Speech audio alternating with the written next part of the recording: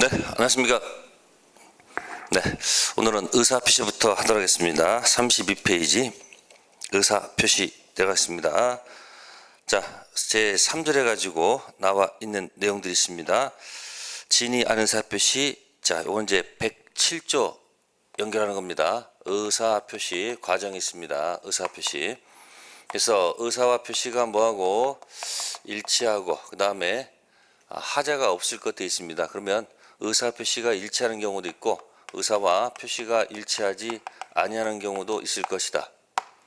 자, 일치하는데 이게 문제 들어오는 게 뭐냐면 사기입니다. 사기가 들어와서 일치하는데 하자가 있다, 그런 얘기고요.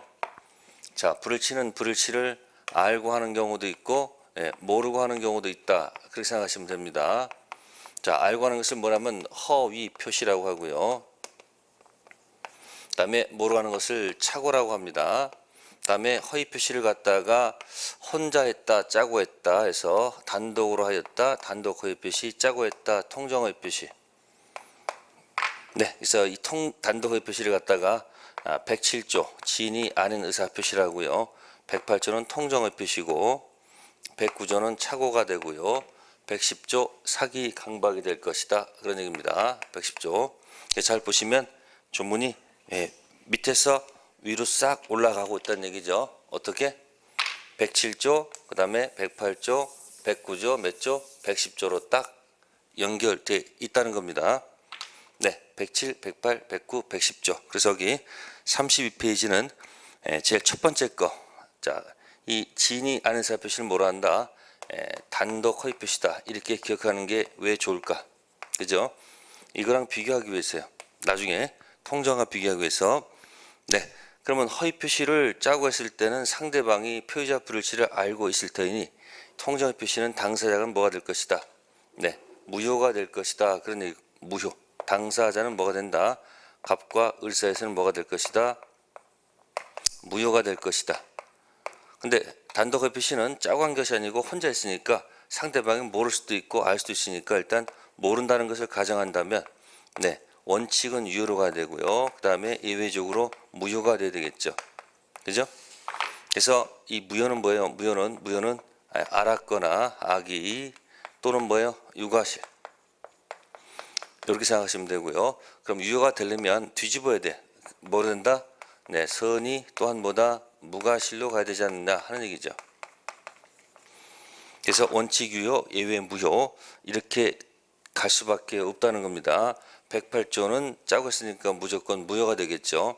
그 다음에 설령 이것이 무효가 된다 할지라도 건너간 제3자가, 자, 을로부터 건너간 병이 나올 수 있겠죠. 병이 뭐일 수도 있고 선일 수도 있고 악일 수도 있겠죠.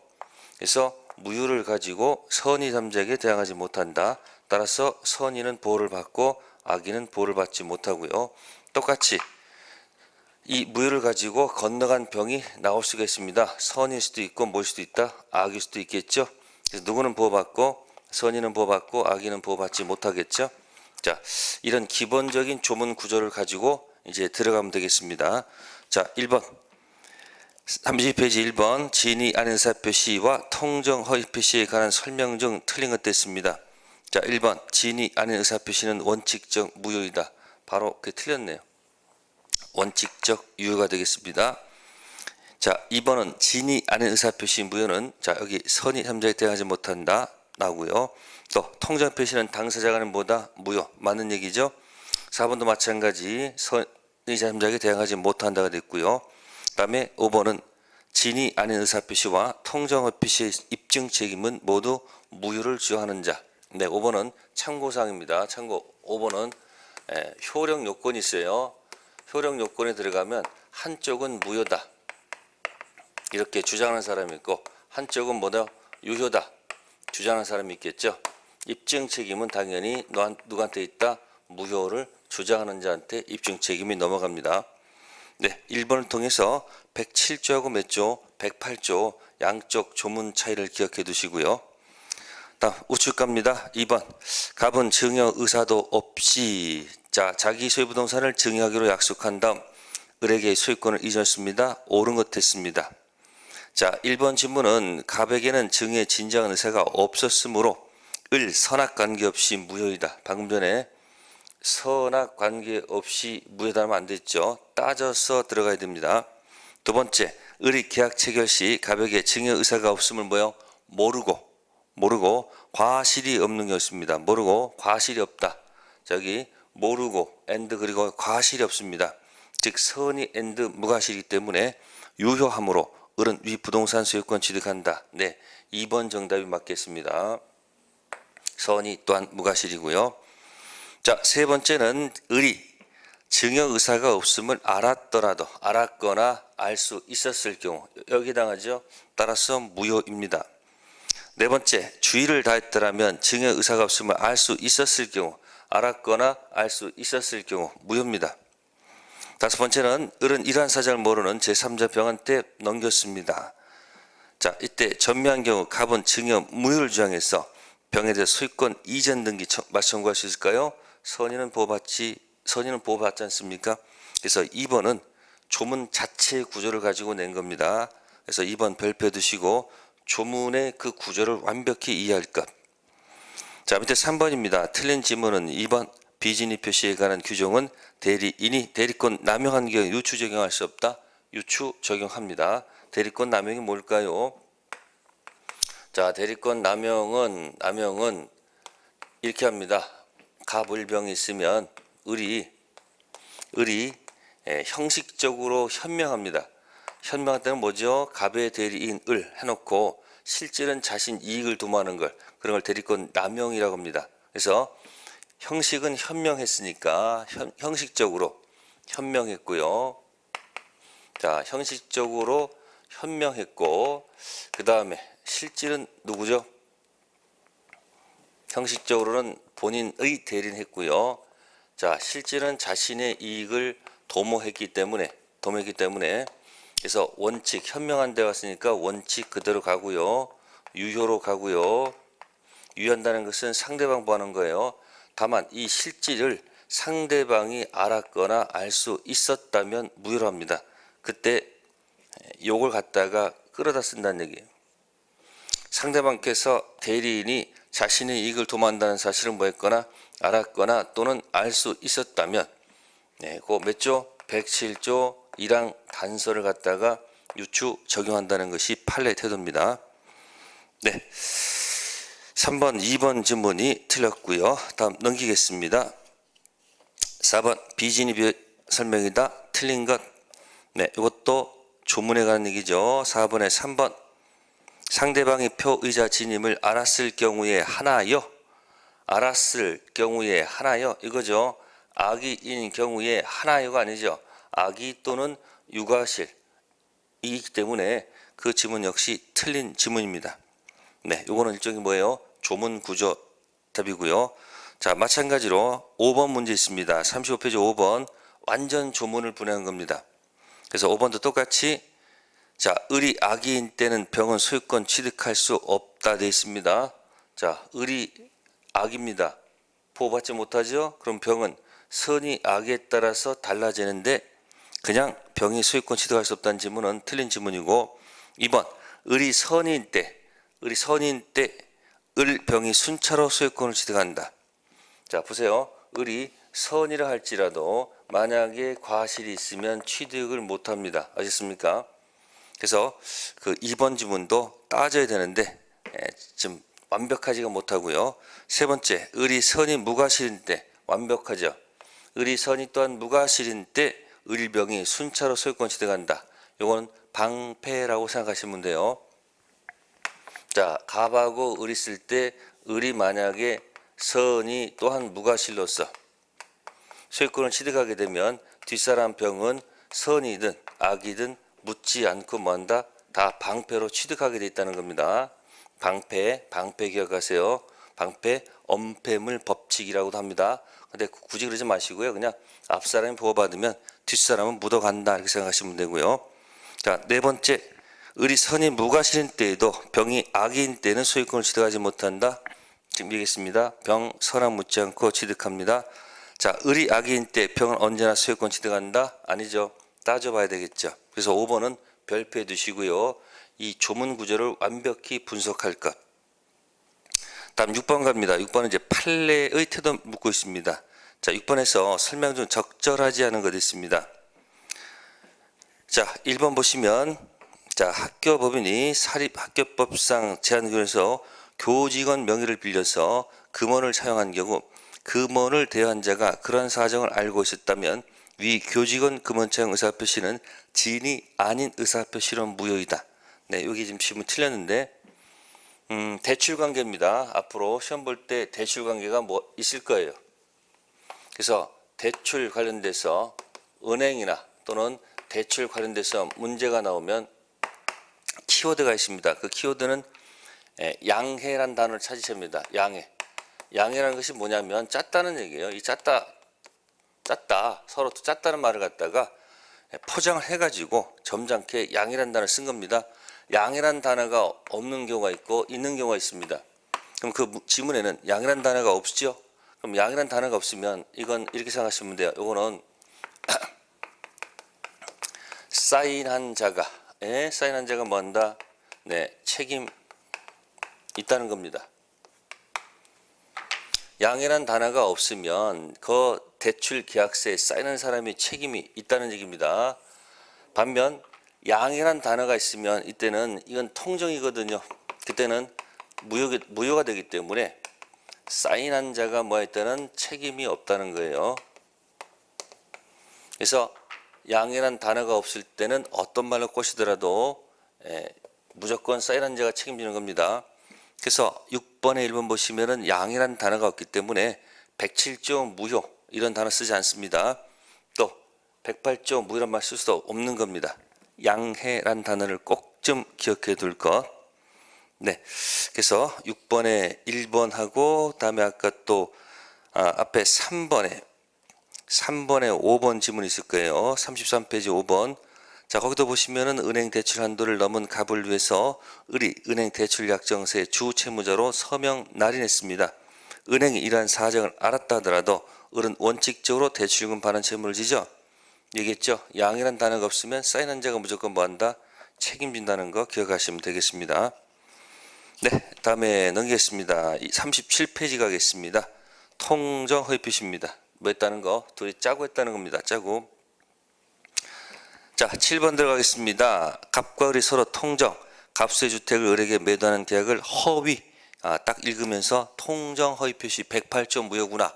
이렇게 생각하면 되겠죠. 그 을은 자기 채무를 담보하기 위해서 아무것도 모르는 채권자 병에게 위 주택에 대해서 저당권 설정해 주었다. 대한 설명 중 맞는 것입니다. 조문 구조 묻고 있는 거죠. 통정의 표시 짜고 했다 무효. 건너간 사람 병선이 악이 나눠지겠습니다. 자, 1번 병은 자신의 저당권 유한 것을 적법하게 뭐할 수 있다. 주장할 수 있다.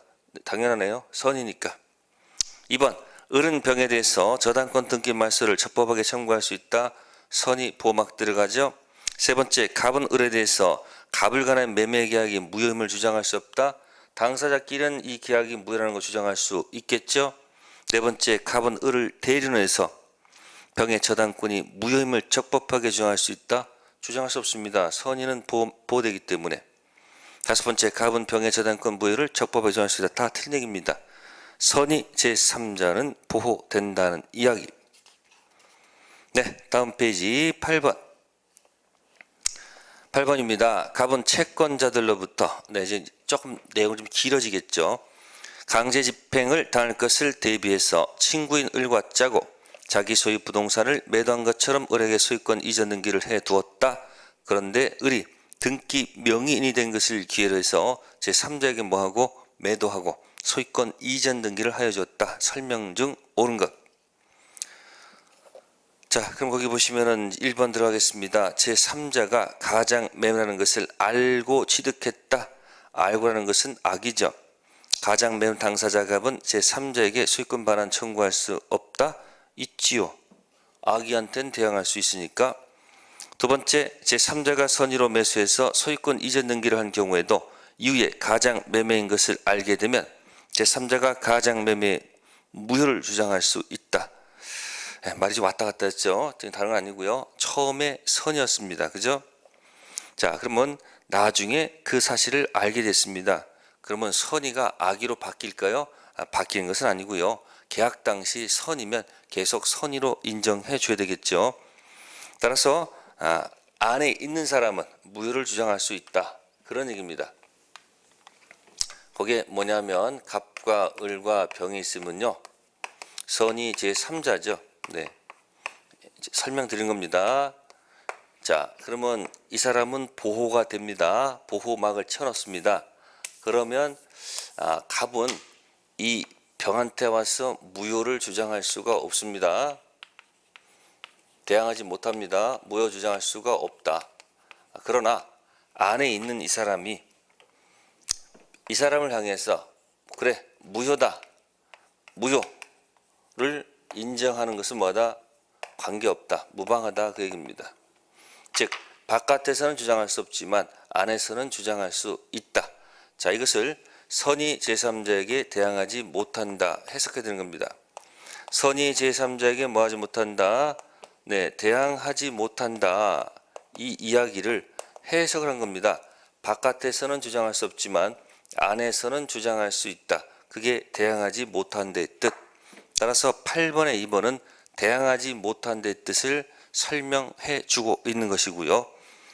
세 번째는 제3자가 악의인 경우에도 갑의 채권자는 갑이 제3자에게 무효를 주장하여 등기 명의를 회복하지 않는 한 위 부동산에 대해서 아무런 권리를 행사하지 못한다. 요거는 채권자 취소권이란 말이 있습니다. 갑의 채권자 취소권이라는 용어가 있습니다. 시험 범위를 벗어나는 것인데 채권자 취소권을 가서 행사할 수가 있습니다. 악의한테는. 그래서 아무런 권리 행사를 하지 못한다. 그 질문 틀렸고요. 네 번째, 가불세 매매는 가장 매매이므로 제3자 소유권 이전 등기는 언제나 무효? 아니죠. 따져봐야죠. 선의, 악의 구별해야 됩니다. 다섯 번째, 제3자가 선의인 경우 제3자로부터 부동산을 매수한 전득자가 악이면 갑은 전득단체 무효를 주장할 수 있다. 자, 5번은 방패. 자, 이 사람이 만약에 보호를 받으면 자, 이 건너간 사람이 정이 설령 악이라 할지라도 아까 있습니다. 앞사람이 보호받으면 뒷사람도 묻어간다고 그랬죠. 네, 방패에 따라서 보호를 받습니다. 엄폐물 법칙이라고도 하는데 너무 어려우니까 그냥 방패로 생각하세요. 선의 병이 보호받으면 악의 정도 보호받는다. 그래서 8번 문제는 별표해 두시고 열심히 읽어주시면 됩니다. 9번 문제는 8번 문제 연장선상에 있으니까 한번 읽어보세요. 풀어보시고요. 다음 10번 가겠습니다. 통정 허위 표시에 관한 설명 중 잘못된 것. 네, 2번 보겠습니다. 통정 허위 표시에 관한 민법 108조는 계약에 한하여 적용되며 단독행위는 적용되지 아니한다. 네, 우리 이제 여기서 단독행위가 뭔지를 또 한번 봐야 됩니다. 단독행위. 자, 단독행위가 두 가지 형태로 나눈다는 겁니다. 단독행위가 두 가지가 있어요. 네, 상대방 있는 단독행위가 있고요. 상대방 없는 단독행위가 있습니다. 자, 그 다음에 이제 계약, 이제 요새 높게 계약할게요. 그러면 통정이라는 것은 뭐냐면 짰다는 얘기입니다. 통정은 뭐다? 짰다. 그러면 상대방이 있어야지 짤 수 있는 거니까 상대방 있는 단독행위는 짤 수 있으므로 뭐다? 통정 적용됩니다. 근데 상대방 없는 단독행위는 이건 짤 수가 없습니다. 그래서 통정할 수 없다. 적용 안 됩니다. 계약은 상대방이 있는 거니까 당연히 뭐요? 통정 짤 수 있다는 얘기죠. 그러면 거기 계약과 단독행위 다 적용 없다 할 때는 미안하지만 단독행위 중 여기 뭐 있습니까? 상대방 있는 단독행위 적용된다 그 얘기예요. 그래서 요걸 조심하시면 돼요. 상대방 없는 단독행위는 적용 안 되겠지만 상대방 있는 단독행위는 적용이 되니까 단독행위에 적용이 없다 그러면 나눠서 봐야 되는데 적용 없다는 얘기는 불완전한 지문입니다. 39페이지입니다. 10번에 2번. 그래서 단독행위 한번 생각해 보시고요. 다음 페이지요. 40페이지 가겠습니다. 11번. 갑은 자기 소유 토지를 을에게 증여하기로 약정하였다. 증여 계약입니다. 무상행위죠. 그런데 세금 문제를 우려하여 을과 짜고 마치 계약을 체결한 것처럼 꾸며 을 앞으로 이전 등기를 하였다. 옳은 것도 있습니다. 그럼 여기는 증여란 단어가 있고요. 그 다음에 가장 매매가 있고요. 그 다음에 등기까지 넘어가 있습니다. 그러면 이거 우리가 짧게 풀이하면 이 얘기야. 이게 풀이하면 뭡니까? 증여 숨기고. 자, 갑과 을에서 뭘 숨기고요? 증여를 숨기고, 숨기고 매매로 뭐 했다? 가장했다는 얘기죠. 그래서 을한테 등기를 해줬다 그 얘기예요.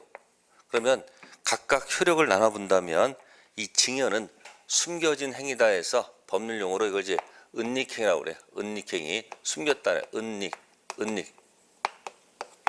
자, 매매는 가장했으니까 당연히 무슨 행위다? 이거는 가장행위.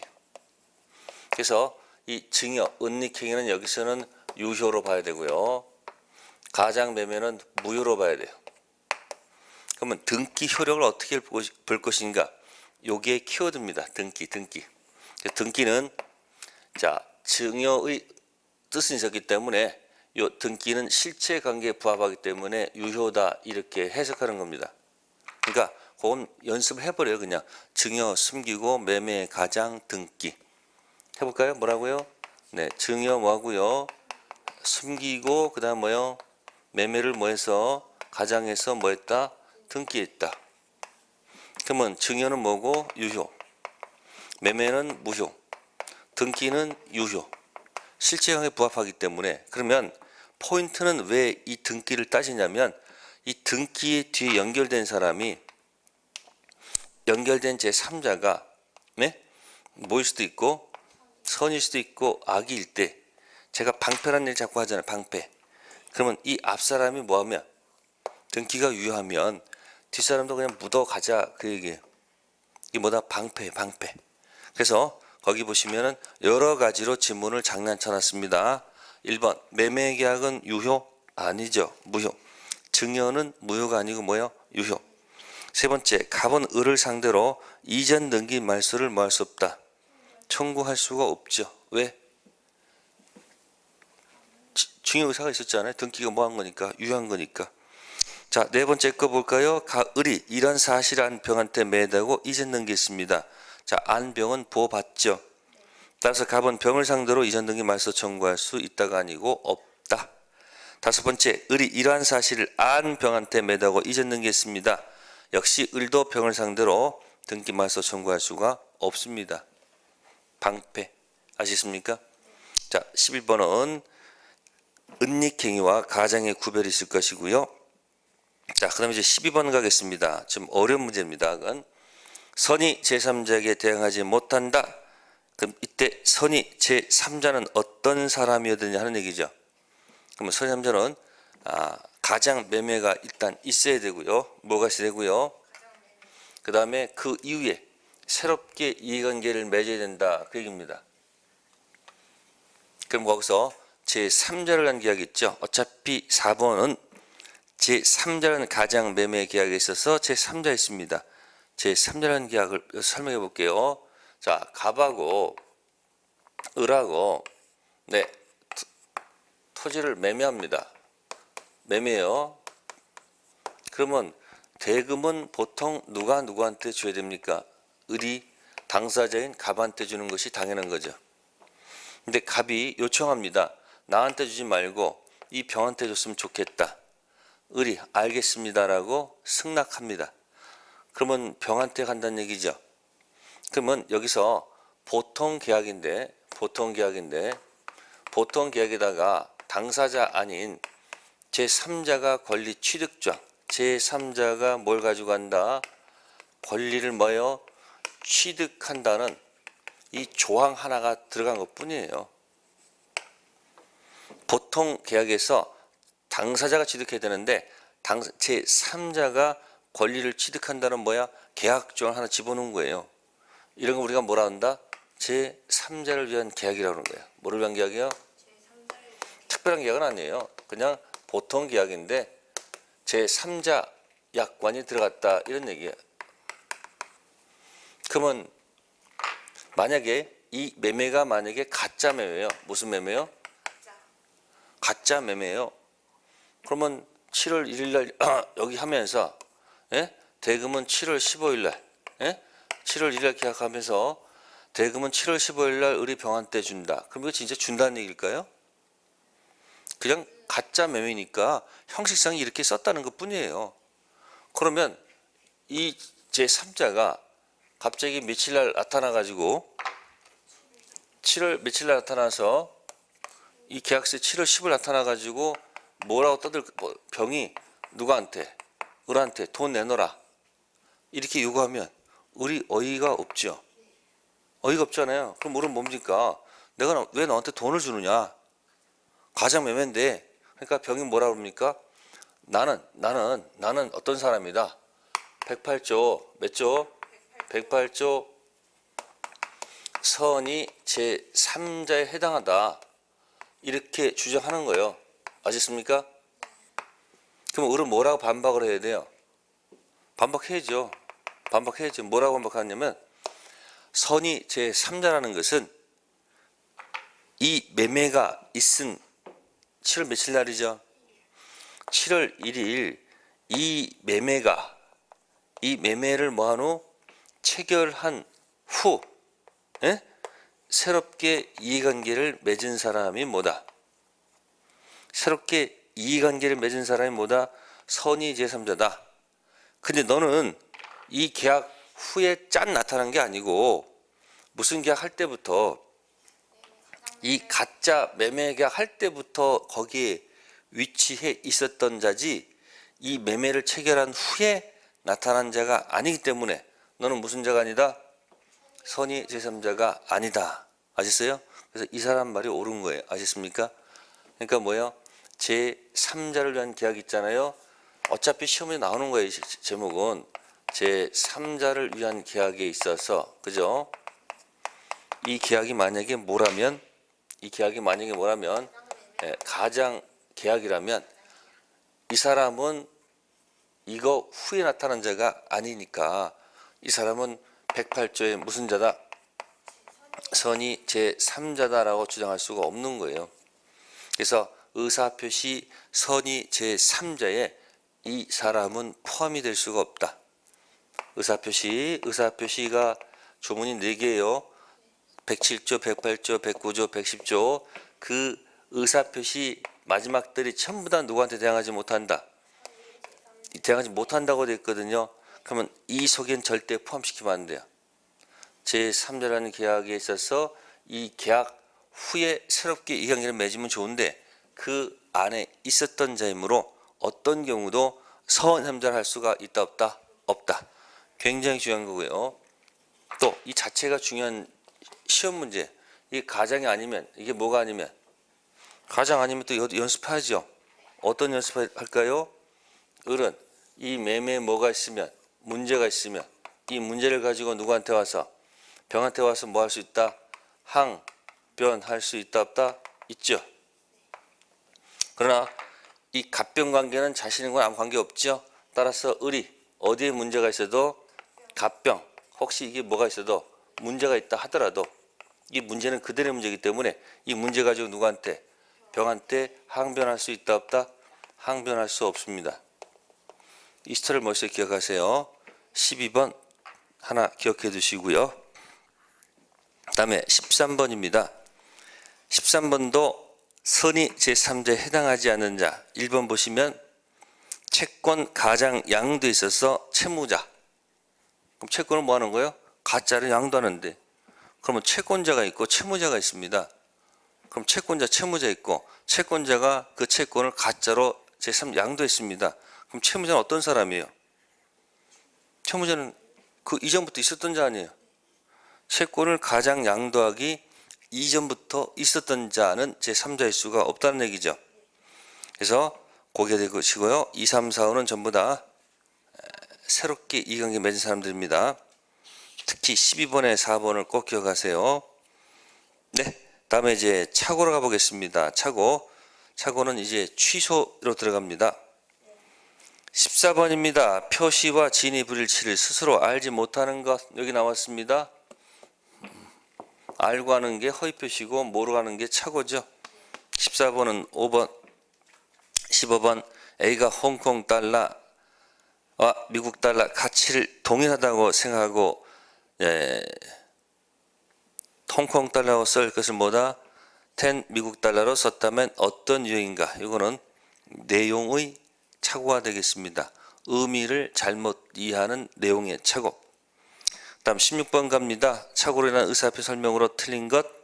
네, 착오는 이제 거기 보시면 이제 중요 부분의 착오. 그 다음에 중대한 과실. 여기 이제 키워드가 되겠습니다. 중요 부분 착오. 그럼 보세요. 표의자는 이렇게 얘기할 것입니다. 표의자하고 상대방이 있으면 서로 상반된 얘기를 할 것이다. 첫 번째, 중요 부분 가지고 얘기하면 무슨 부분? 중요 부분에 착오 가지고 얘기하게 되면 표의자는 착오가 있었다 이렇게 얘기하겠죠. 네? 그럼 이쪽은 뭐합니까? 이쪽은 상대방은 착오가 없었다 이렇게 얘기하겠죠. 다음 중대한 과실입니다. 무슨 과실이요? 중대한 과실 가져오면 표현자는 또 뭐라 그래요? 나는 없었다. 그래서 취소할 거 아니에요. 또 상대방은 취소를 못하는 거야. 중대한 과실이 뭐야? 있었다. 이렇게 할 거 아닙니까? 그럼 보세요. 있었다 없었다 가지고 보세요. 야, 그런 사실이 있었다. 아, 그런 사실이 없었다. 이렇게 서로 상반된 사실을 가지고 싸울 때 입증 책임은 도대체 누가 지느냐 하는 얘기예요. 입증 책임은. 그죠? 누가 할 것 같아요? 있었다 없었다?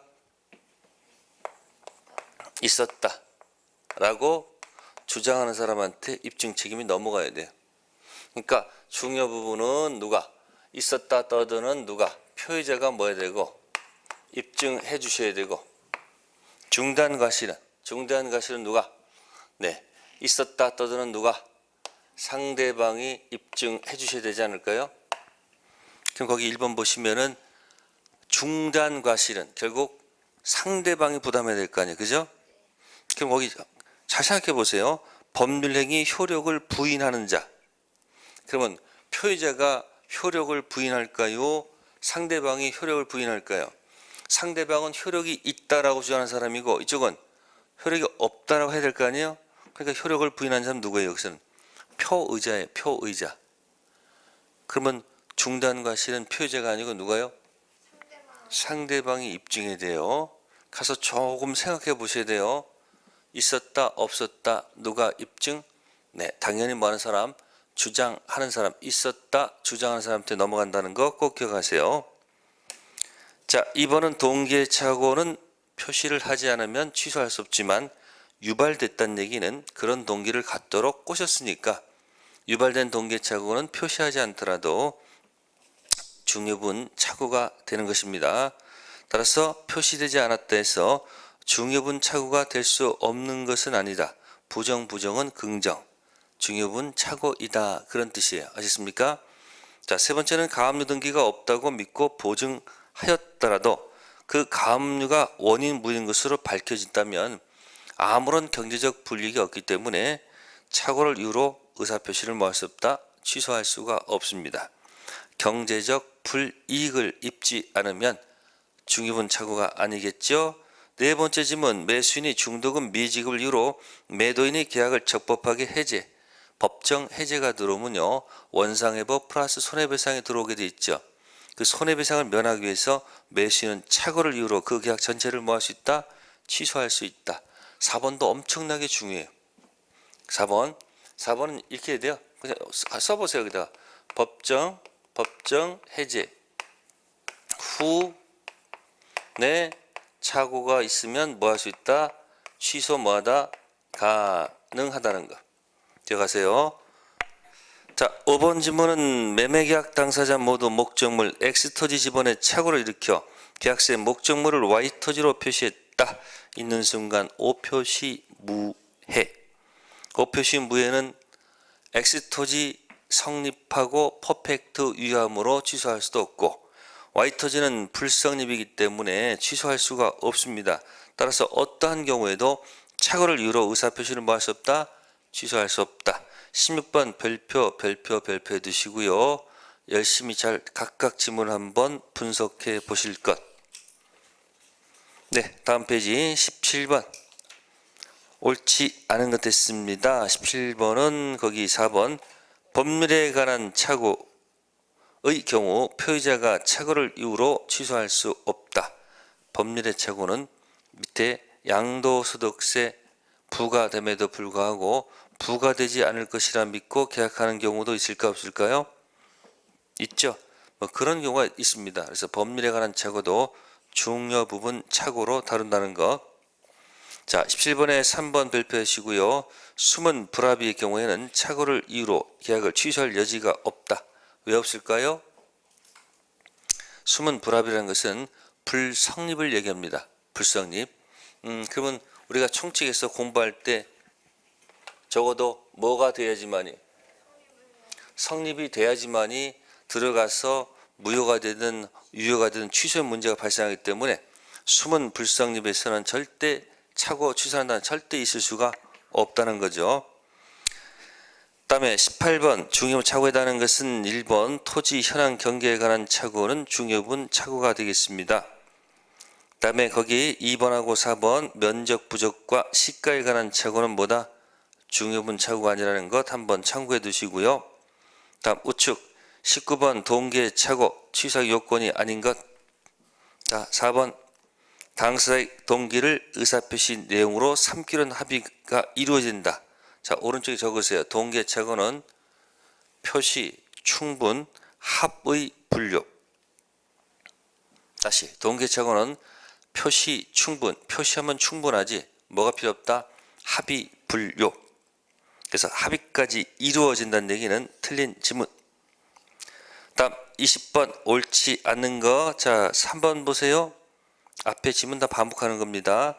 착오로 인해서 표의자가 경제적 불이익을 입은 것이 아니라 하더라도 표시와 의사표시 불씨가 객관적으로 현재하면 중요분 착오를 할 수 있다. 방금 전에 제가 얘기했습니다. 뭘 입지 않으면, 경제적 불이익을 입지 않으면 중요분 착오가 아니다. 아까 16번에 3번과 연결되어 있어요. 가압류 등기가 없다고 믿고 보증하였다 하더라도 그 가압류가 원인분인 것으로 뭐 했다면, 그럼 원인분 밝혀지면 어떻게 되는 거예요? 아무런 경제 불이익이 없잖아요. 그럼 뭐 할 수 없다? 착오 취소할 수 없다는 거예요. 자, 20번은 3번이었고요. 다음 21번 가겠습니다. 의사표시 불일치 이것저것 섞어서 낸 거죠. 설명 좀 맞는 것. 자, 의사표시 불일치 총칙 규정은 가족법상 행위에도 적용된다. 자, 의사표시 얘기는 재산행위의 의사표시지 가족행위 의사표시는 적용하지 않습니다. 두 번째, 통정의 표시를 당사자가 추인하면 원칙은 효력이 없습니다. 그러나 당사자가 알고 추인하면 그때부터 새로운 법률 행위로 본다는 것. 세 번째, 비진의 표시는 언제나 그 행위에 효력 영향이 없다? 아니죠. 비진의 표시는 원칙 유효 예외 무효. 네 번째, 착오로 인해서 의사표시한 경우 표의자에게 경과실이 있어도 취소할 수 있다. 중대한 과실이 있으면 뭐 할 수 없는데 취소할 수가 없는데 경과실이 있으면 뭐 할 수 있다는 거 취소할 수 있다. 조심하시고요. 다섯 번째는 통정의표시 있어 표의자는 언제나 제3자에 대하여 무효에서 대항할 수 있다? 아니죠. 제3자는 선의 악에 따라 달라지죠. 다음 22번 갑니다. 착오에 관한 설명 중 틀린 것. 1번 법령상 제한으로 인해서 토지를 의도한 목적대로 사용할 수 없는 경우나 양도소득세가 부과될 것인데 부과되지 않는 것으로 오인한 경우에 법률의 착오는 착오에 해당하지 않는다. 섞여 있네요. 조심할 게 뭐냐면 법령상 제한은 동기의 착오, 표시 안 하기 때문에 착오가 아니다. 다시 무슨 제한이요? 두 가지를 섞어버렸습니다. 여기다 법령상 제한을 모르고 샀다. 이건 부동산 공법상 제한입니다. 이건 뭐다? 이건 뭐야? 동기의 착오. 동기의 착오인데 동기의 착오할 때는 보통 표시를 한다 안 한다? 표시를 안 하기 때문에 뭐가 아니다. 결국은 착오가 아닙니다. 취소할 수 없다는 얘기예요. 근데 뭐의 착오는? 네? 법률의 착오는 뭐다? 이건 중요 부분 착오로 다룹니다. 무슨 부분이요? 중요분 착오로 다루기 때문에 뭐 할 수 있다는 거예요? 이거는 취소가 가능하다는 거예요. 그래서 섞어놨기 때문에 그거 지문을 조심해서 읽으실 겁니다. 자, 22번은 1번. 그래서 해설 잘 보시면 나와 있고요. 자, 그 다음에 48페이지 가겠습니다. 이제 상대방 있는 의사표시에 사기 강박이라는 단어가 있네요. 사기 강박. 자, 사기 강박은 이쪽이죠. 일치하는데 뭐가 있는 것? 하자가 있다. 그 얘기입니다. 자, 23번 들어갈게요. 사기 의사표시 관한 설명으로 옳은 거. 표의자가 제3자 사기로 의사표시를 했다 돼 있네요. 그러면 이제 제3자의 사기도 이제 봐야 되겠습니다. 자, 당사자끼리 문제. 자, 갑이 있고 을이 있을 때, 자, 이 병이 이 갑을 뭐하는 바람에 사기합니다. 그럼 뭘로 할 거예요? 모른다는 얘기죠. 그러니까 계약했겠죠. 그러다 나중에 뭐야, 이 사기가 안 날 있을 거 아니에요, 갑이. 그럼 무조건 취소하고 싶을 거예요. 근데 갑은 이 사기에 대해서 을이 뭐 했거나 알았거나 뭐요? 악의 또는 뭐요? 유과실. 이때 취소할 수 있고요. 을이 만약에 선이 또한 만약에 뭐라면 무과실한다면 이때는 뭐 할 수 있지만 취소할 수 있지만 이때는 뭐 할 수 없다? 취소할 수가 없습니다. 제3자 사기는 그럼 1번 보시면은 표의자가 제3자 사기로 의사표시했을 때 상대방의 그 사실을 과실 없이 알지 뭐입니까? 과실 없이 알지 못한 때에도 의사표시를 뭐 할 수 있다? 취소할 수 있다? 안 되죠. 선이 또한 만약에 뭐라면 무과실은 뭐 할 수 없다? 취소할 수가 없는 거고요. 두 번째, 사기에 의한 의사표시 상대방의 포괄승계인. 자, 이 포괄승계인은 그 계약 후 새롭게 이의가 맺은 자가 아니에요. 특정 승계인은 새롭게 이의관계를 맺었지만 포괄승계인은 새롭게 이의관계를 맺은 사람이 아니기 때문에 선이 제3자에 포함이 안 된다. 특정 승계인과 포괄승계인 구별하시고요. 세 번째, 제3자 기망행위로 신원보증서에 서명한다는 착각에 빠져서 연대보증서에 서명한 경우, 자, 이때 판례 제도는 사기 110조를 적용하지 않고요. 109조 착오를 적용해서 취소할 수 있도록 한다는 겁니다. 3번은 제3자 기망행위로 신원보증서면에 서명한다는 착각에 빠져 연대보증서면에 서명했다. 그럼 거기 기망이 있으니까 사기가 아닐까 하는데 판례는 착오의 문제로 다룬다는 거 사기가 아닙니다. 자, 네 번째 거, 교환계약의 일방이 상대방한테 그가 수행한 목적물 시가를 허위로 고지했다. 자, 그렇다고 해가지고 이것이 사기가 되지는 않습니다. 다섯 번째, 갑의 대리인 을의 사기로 을에게 매수 의사를 표시한 누구? 병은 갑이 그 사실은 뭐다? 알지 못한 경우에도 사기를 이유로 법률행위를 뭐 할 수 있다는 거 취소할 수 있다. 그 5번 왼쪽에다가요. 대리인 사기는 무조건 취소입니다. 꼭 기억해 두세요. 누구 사기냐? 대리인 사기가 나오면요 무조건 취소다. 기억해 두세요. 뭐 알았거나 알 수 있었을 경우는 필요 없어요. 즉 이때 대리인은 제3자 사기할 때 제3자 범위에 포함을 시키지 않습니다. 그러니까 누구 사기는 대리인 사기는 무조건 뭐한다? 취소. 제3자 사기로 보지 않고요. 대리인하고 본인을 같은 사람으로 봐요. 같은 편으로 보기 때문에 무조건 상대방은 취소하는 겁니다. 다음 24번 설명 중 틀린 것 2번 타인의 과실 있는 기망. 자, 2단 고의가 필요합니다. 고의에 의해서 기망 들어가는 거지 과실 있는 기망에는 취소 사기가 될 수가 없다는 겁니다. 고의에 빠져서 그죠? 고의성 2단의 고의가 필요한 거지 과실에 의한 기망은 사기가 될 수가 없습니다. 고의에 의한 기망은 사기가 될 수 있지만 고의 그러면 과실은 뭐다? 기망이 될 수 없다는 게 판례 태도입니다. 자, 그렇게 기억해 주시고요. 다음에 넘기시고요. 자, 25번도 볼게요. 갑은 A의 기망행위로 자기 소유 건물을 을에게 매도하고 소유권 이전해 주었다. 옳은 것도 있습니다. 자, 그럼 보세요. 2번 보세요. 2번에 뭐라고 되어 있습니까? 네? 만약 A가 누구의 대리인이었다? 을의 대리인이었다. 그러면 뭐라고 했습니까? 제가 대리인 사기는 뭐라고 했습니까? 무조건 뭐 할 수 있다 했습니까? 취소할 수 있다 했죠. 따라서 을이 선의 및 무과실이더라도 갑은 을과의 매매 계약을 뭐 할 수 있다? 취소할 수 있다는 얘기죠. 알겠습니다. 누구 사기는 대리인 사기는 무조건 뭐 한다? 취소합니다.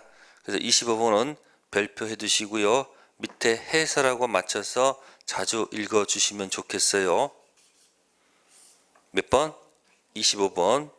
자, 26번은 그냥 3번 보시면 채무자가 보증인을 속이거나 강박해서 보증계획을 체결했을 때 보증인은 채권자가 이러한 사기 강박을 사실을 알았을 때에만, 그 만자 때문에 틀렸어요. 알았거나 또는 뭐요? 알 수 있었을 경우란 말이 들어가야 됩니다. 그래서 그 지문이 틀린 겁니다. 참고해 두시고요. 다음 27번 가겠습니다. 틀린 것을 모두 골라라. 자, 기억, 시가에 관한 착오는 중요분 착오가 아니라고 그랬죠. 면적 부족 시가. 니은 표의자가 착오를 이유로 의사표시를 취소해서 상대방이 손해를 입었다. 상대방은 불법 행위로 인해서 손해배상을 청구할 수 있다. 불법 행위에 해당이 되지 않기 때문에 손배 청구할 수 없고요. 니은 틀렸고. 디귿 제3자 사기로 인해서 매매계약을 체결해서 손해가 입은 자가 제3자에 대해서 손배 청구하기 위해서는 먼저 매매계약을 취소해야 된다. 틀렸습니다. 취소하는 것하고, 그죠? 취소해서 부당이득 반환 청구 들어가는 문제하고 불법행위 손배 문제는 별개의 문제. 그래서 먼저 할 필요는 없다는 거. 매도인이 기망해서 매매계약 체결 시 토지 일정 부분을 매매 대상에서 제외시키는 특약을 했다면 그 특약만을 기망해서 법률에서 뭐 할 수 없다? 대상이 아니기 때문에 취소 대상도 아니죠. 그래서 니은 디귿 틀린 것이 되겠습니다. 다음 페이지 53페이지 의사표시에 관한 설명으로 옳은 것은 몇 개인가? 28번은 별표해 두세요. 첫 번째 기억. 비진의 표시의 진의는 표의자가 진정으로 마음속에서 바라는 것을 의미한다. 틀렸죠. 표의자 생각일 뿐이지 진정으로 바라는 것이 아니라는 것. 두 번째 니은 동기의 착오를 이유로 법률행위를 취소하기 위해서는 당사의 동기를 의사표시 내오는 합의가 있음을 요한다. 아까 얘기했습니다. 뭐 동기 착오 표시 충분 합의 분류. 니은 틀렸고요.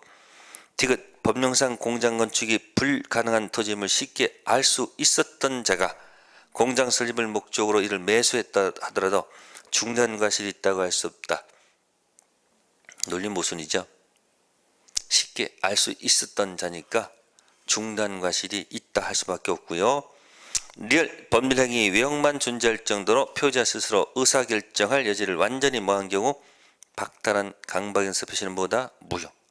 리얼 오른쪽에다 이것을 우리가 절대적 강박이라고 합니다. 무슨 강박이요? 절대적 강박. 밈 의사표시 도달한 표의자 상대방의 통지를 현실적으로 수령할 것을 의미한다? 꼭 그렇지는 않습니다. 객관적으로 요지할 수 있는 상태에 놓이면 되는 거지 현실적으로 수령할 것을 요하지는 않습니다. 그래서 맞는 지문은 밈 하나밖에 없네요. 28번 이것저것 다 모아서 낸 거니까 기억해 두시고요. 자, 다음 페이지 54페이지 의사표시에 관한 설명 중 맞는 것을 모두 골라라. 자, 기억 봅시다. 진이 아는 의사표시는 상대방 의사표시에 적용이 없다. 적용 있죠. 상대방 없는 의사표시 진이 아는 의사표시가 되면 원칙 유효만 적용되고 예외는 적용되지 않기 때문에 언제나 유효. 니은 증여세 멘트라고 해서 매매 형식을 빌렸다. 증여도 허위 표시는 무효다. 아까 했었습니다. 증여 숨기고 매매 가장. 증여는 유효, 매매는 무효. 디귿 매도인의 대리인이 매수인에게 사기한 경우 매도인이 그 사실을 알았거나 알 수 있었을 경우에서 매수인이 계약을 취소할 수 있다. 아까 했습니다. 누구의 사기는? 대리인 사기, 무조건 취소. 늘 상대방의 의사표시를 거절한 때는 효력이 생기지 않는다. 틀렸죠? 다음 미음 격지자서의 계승락은 발신주의. 이게 바로 뭐죠? 승격발. 미음 하나 뺏기 안 맞네요. 그래서 3번이 정답이 될 것이고요. 그 다음에 이제 30번은 조문에 관한 얘기를 갖다가 얹혀 놓은 겁니다. 조문 관련 조문이에요. 요거는 밑에 조문하고요. 한번 맞춰서 한번 풀어보세요. 아시겠습니까? 네, 잠시 쉬었다가 효력 발생하겠습니다. 네.